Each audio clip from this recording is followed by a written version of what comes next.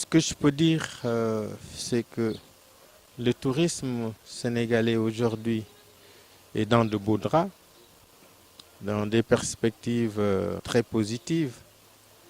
Et je peux vous assurer que nous n'avions pas vu un ministre du Tourisme et des Transports aériens de cette tranche, dans sa manière de procéder, dans sa manière d'écoute, dans sa manière de partager les informations et surtout sa capacité d'écoute et d'analyse.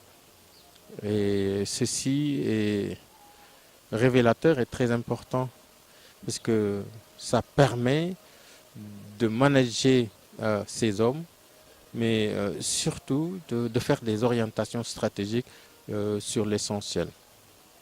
Et depuis Tidjane Silla, Jacques Baudin, Ousmane Masseck Ndiaye, ces grands ministres du tourisme, nous venons aujourd'hui d'avoir véritablement l'homme qu'il faut à la place qu'il faut, le ministre qui comprend les enjeux, bien qu'il ne soit pas un professionnel du tourisme, mais c'est un homme de synthèse, c'est un homme de rigueur, c'est un homme d'écoute, mais surtout un manager. Un manager parce qu'on le voit dans le séminaire. Moi, ça fait 25 ans que je suis dans le secteur du tourisme. Je n'ai jamais vu un atelier organisé par le ministère de tutelle où le ministre est assis dans les débats. C'est lui qui les ouvre, c'est lui qui les ferme. Il est là le matin à 8 h jusqu'au soir à 19 h. Je n'ai jamais vu ça. Dans l'histoire du tourisme, ça n'a jamais existé. Les ministres, ils venaient, ils ouvraient, ils partaient et ils ne revenaient pas ou ils revenaient juste pour clôturer.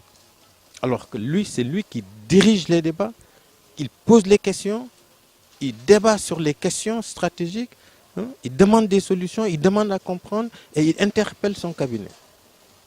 Donc, vraiment, c'est un homme d'action, un homme de chantier et nous lui souhaitons vraiment beaucoup de réussite.